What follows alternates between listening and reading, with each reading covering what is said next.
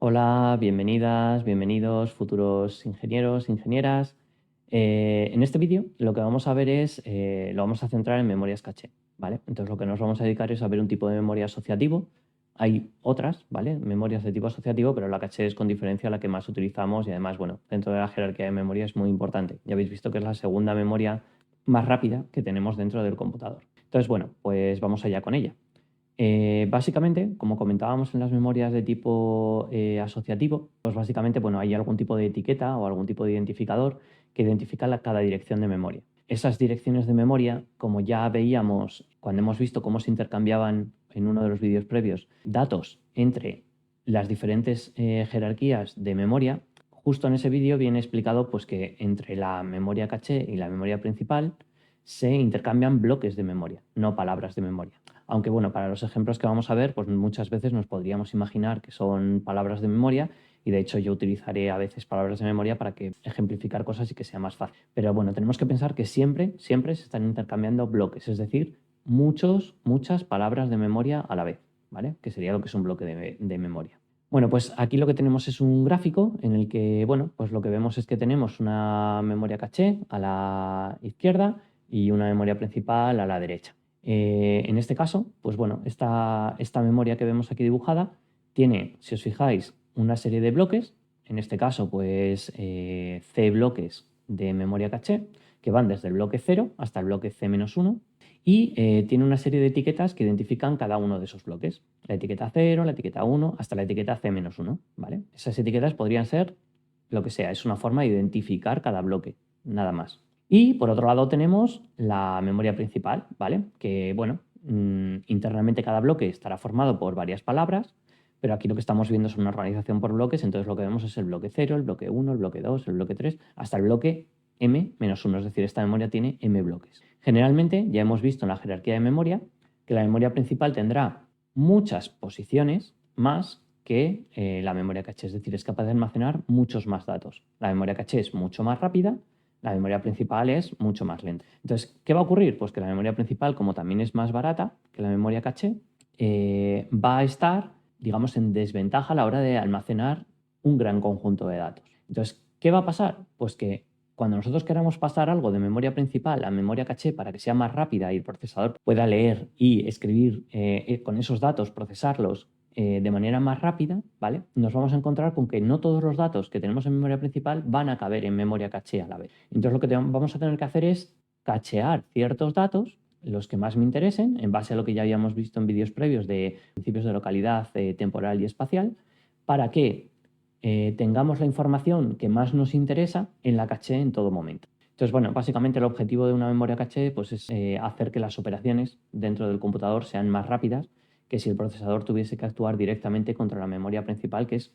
Entonces, lo que vamos a ver es que, bueno, pues como no todo lo que está en memoria principal me va a caber en memoria caché, lo más probable es que me encuentre con momentos en los que voy a tener suerte y el dato que me interesa está en caché, y voy a tener otros momentos en los que no voy a tener suerte y cuando quiera acceder a un dato, resulta que ese dato no está en caché. Entonces, bueno, pues cuando el dato está en caché, decimos que hay un acierto de caché, y cuando el dato no está en caché, decimos que hay un fallo. Si vemos el funcionamiento que tiene la memoria caché y lo vemos con este algoritmo, ¿vale? Que os he pintado por aquí, que es bastante sencillo, pues veremos que inicialmente la memoria caché, si se produce un acierto, es bastante sencilla de ver, ¿vale? Básicamente. Bueno, pues tendríamos un inicio, ¿vale? Y bueno, luego el computador terminaría, que sería ese continuar, ¿vale? Que sería el fin de esa operación. Bueno, que puede ser el fin o pone continuar precisamente porque puede ser que ese dato que se ha leído de memoria principal haga falta para hacer una suma, para hacer una resta, para operar con él, ¿vale? Entonces, bueno, por eso pone continuar simplemente. Pero bueno, lo que nos interesa es que tenemos ese inicio, ¿vale? Y en un momento dado la CPU va a necesitar una dirección de memoria. Entonces, cuando necesite esa dirección de memoria, eso se refiere a una dirección de la memoria principal. Pero como nosotros lo que hemos interpuesto entre la memoria principal y el procesador es la memoria caché, lo que va a tener que hacer el procesador es una parte del procesador en sí, ¿vale? Simplemente, lo que va a tener es que comprobar si el dato que quiere leer, es decir, la posición de memoria número 4, 8, la que sea, está en la memoria caché. Si está, genial. Se lee el dato de la memoria caché, se le entrega a la CPU, ¿vale? y opera con él o hace con él lo que necesite, ¿vale? A eso le llamamos acierto, ha habido un acierto de caché. Entonces, bueno, se pueden producir dos tipos de escritura tras un acierto de caché, ¿vale? Una sería la escritura directa, que es cuando, pues por ejemplo, hemos operado con un dato de la memoria, por ejemplo, el dato de la posición número 20, y ese dato, por ejemplo, lo vamos a almacenar en la caché. Pues nos encontraríamos con que ese 20 está en la caché, entonces ese dato lo que podríamos hacer es almacenarlo en la caché, si estamos hablando de escritura directa, y a la vez, o seguido, lo almacenaríamos en la memoria principal. Con lo cual, pues bueno, ese dato, el de la posición número 20, lo tengo actualizado en ambos sitios, ¿vale? Y otro método sería la posescritura, ¿vale? En la que básicamente lo que pasaría es que en ciertos intervalos la memoria principal y la memoria caché estarían desincronizadas, ¿vale? La memoria caché siempre tendría el dato más reciente y la memoria, el más actual, ¿vale? El real, el verdadero. Y la memoria principal, como es muy lenta, pues en este tipo de sistema de posescritura, habría momentos de la ejecución del programa en el que estaría desactualizado. Es decir, lo que hay en la posición 20 real, si te vas físicamente a la memoria RAM, verías que no es lo mismo que lo que hay en la caché identificada como contenido de la posición de memoria 20. Entonces, bueno, en ese caso, la información se escribe solamente en el bloque de caché en un instante dado, cuando me interesa, por ejemplo, pues cuando la he modificado, ¿vale? Por una operación de suma o lo que sea, y la quiero almacenar, pues se almacenaría únicamente en la caché y solo se pasaría a memoria principal cuando ese bloque vaya a ser reemplazado por otro. Porque si la memoria caché es pequeñita y la memoria principal es grande y voy a necesitar traer otros datos diferentes a la caché porque pues, los datos con los que ya he operado ya no los utilizo tanto y ahora lo que quiero es poder operar con nuevos datos, pues esos datos que me he traído o que me voy a traer a la memoria caché van a sobreescribir a los datos que tenía de antes, ¿vale? Porque no caben todos. Entonces, ¿qué hago? Pues antes de perder ese dato que tengo actualizado de la posición de memoria 20, por ejemplo, lo que hago es que primero lo grabo en la memoria principal y después ya sobreescribo con los nuevos bloques que me interesen la memoria caché.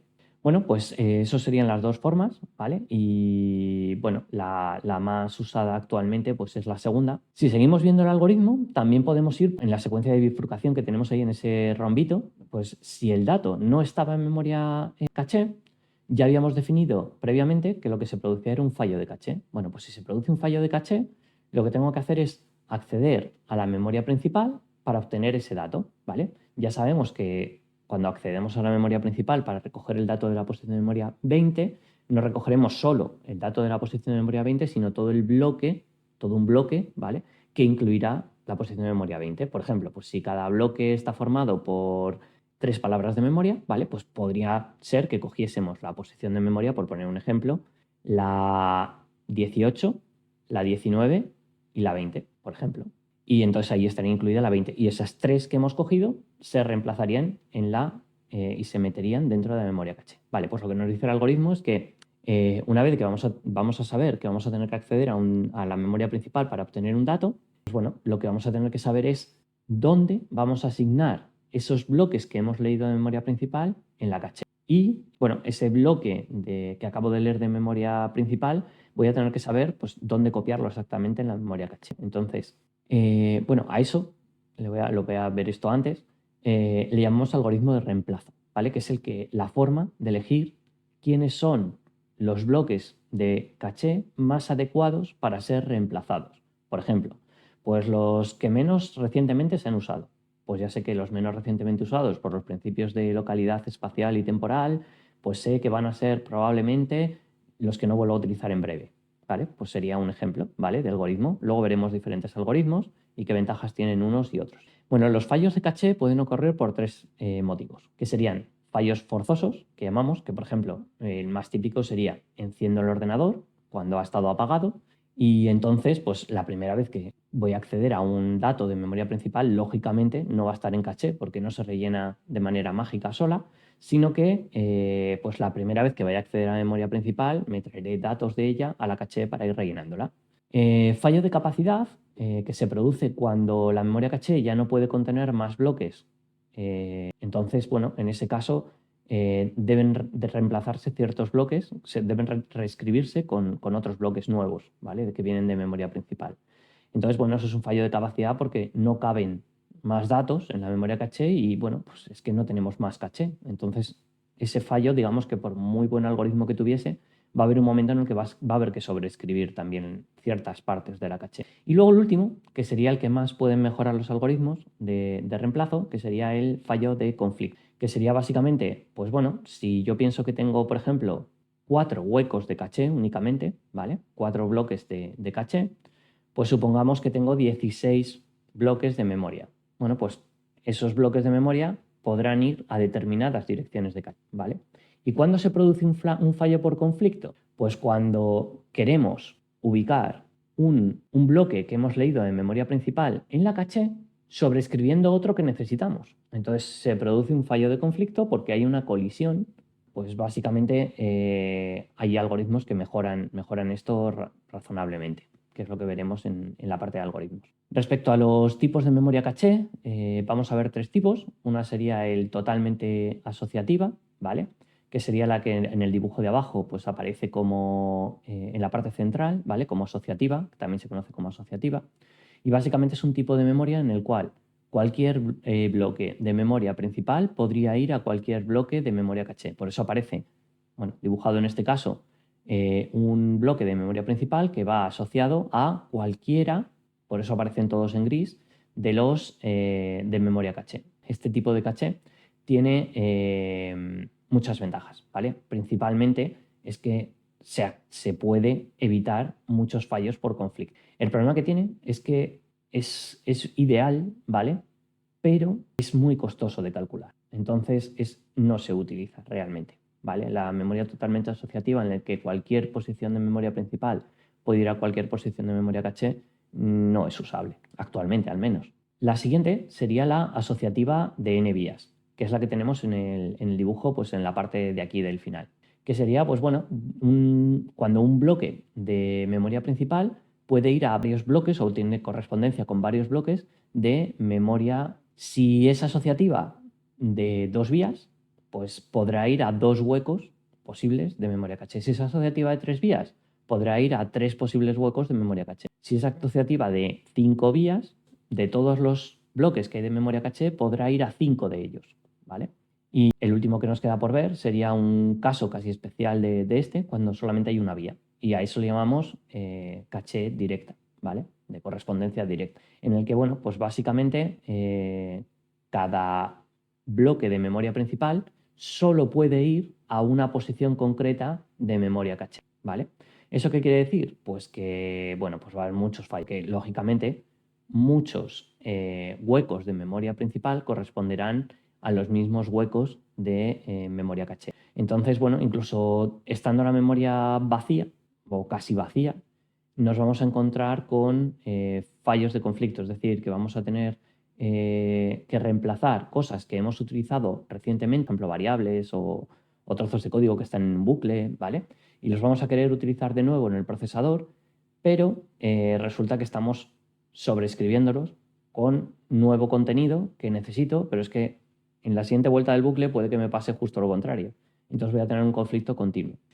La ventaja que tiene este tipo de memoria caché, ¿vale? Es que es muy rápido, porque el cálculo que se hace para saber a qué posición de memoria caché tengo que meter un dato, como solo hay un lugar posible, pues no tiene misterio, es directo, ¿vale? Por eso se llama asignación directa o asociativa directa o asociativa de una vía, ¿vale?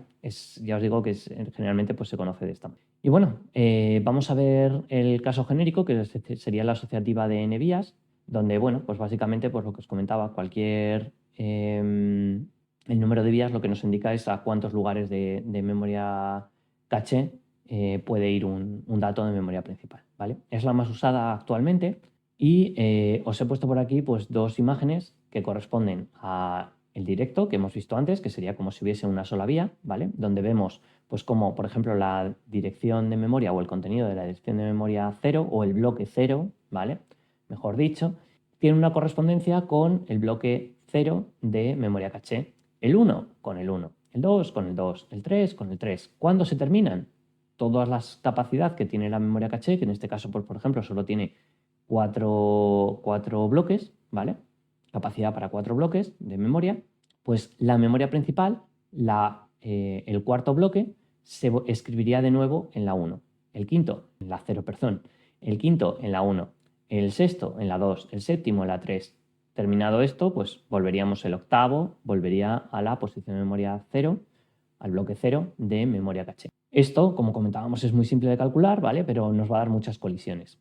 Por otro lado, tenemos la asociativa de n vías. En este caso, pues en el dibujo hemos dibujado una de 2 vías y lo que vemos es la diferencia es que de cada posición de memoria principal, en vez de ir a un sitio único, en vez de tener una flecha única como teníamos en el otro caso, ahora tiene 2. Una que en este caso pues va a la posición del bloque 0 de caché y otra flecha, que sería esa de ahí, que va al bloque 1. Bueno, ¿qué ocurre con la posición de memoria 1? En este caso, pues va al bloque 2 de caché y al bloque 3 de caché. La 2 ya sí que tendrá la misma que la del 1, ¿vale?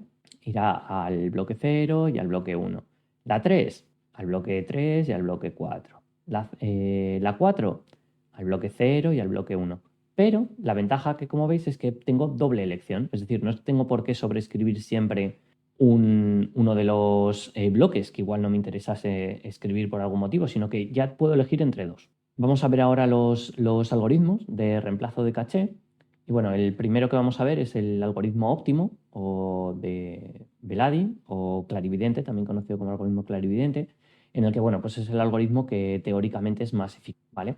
Pero en la realidad no existe. Que básicamente consiste en que el reemplazo sería óptimo en la caché, con lo cual, bueno, pues habrá fallos forzosos, como comentábamos, que es inevitable tener que rellenar la caché inicialmente, pero los fallos de conflicto serán inexistentes o mínimos por debajo a lo que ya, lo mínimo que podamos contemplar, ¿vale? Que en nuestro caso ideal. ¿Qué pasa? Bueno, pues que ya os comento que este algoritmo pues no es viable, ¿vale?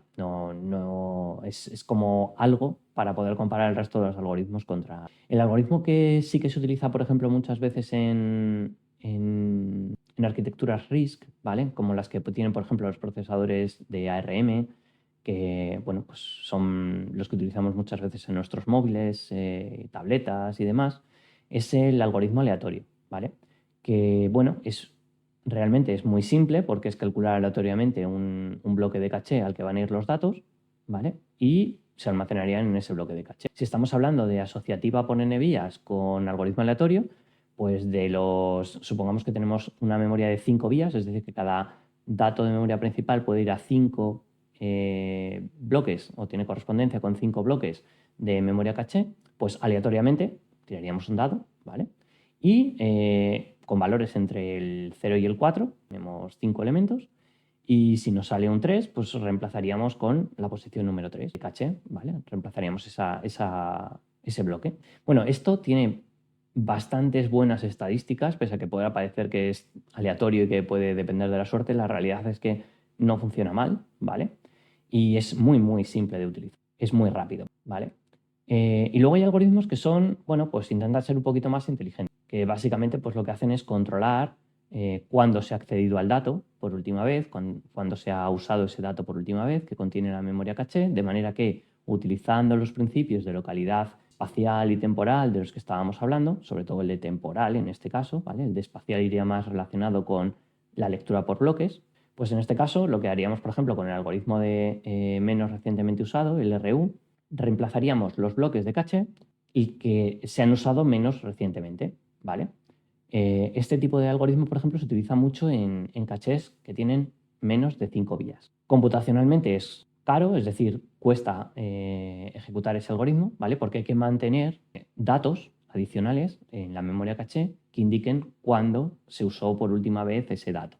Es decir, pues uno de los métodos pues sería en cada ciclo de acceso a la caché, pues por ejemplo actualizar la edad de todos los bloques, por ejemplo con un contador, ¿vale? De manera que pues todos los bloques pues parten con una edad de 0 y cuando accedemos a caché, a uno de los bloques, pues ese dato lo mantenemos en 0 porque hemos accedido a él y le damos de nuevo vida, ¿vale? Pero el resto de bloques los hacemos un poquito más viejos, ¿vale? Les añadimos, por ejemplo, a ese contador 1, con lo cual habrá muchos bloques que con el tiempo, por ejemplo, con este sistema, tendrán números altos. Entonces lo que haré es coger esos bloques para ser reemplazados antes que otros. Es decir, si tengo una caché de 5 vías, por ejemplo, o 4 vías, ¿vale? Pues vamos a cambiar el ejemplo de antes. 4 vías, lo que ocurriría es que, bueno, llevaría un contador para esos 4 bloques, de manera que uno de ellos habrá sido utilizado hace mucho más tiempo que el resto, y lo que haré será reemplazar ese, porque por principio de localidad temporal es poco probable que lo vuelva a utilizar de nuevo pronto. Otro algoritmo que vamos a ver es el MRU, que sería el menos recientemente usado, ¿vale?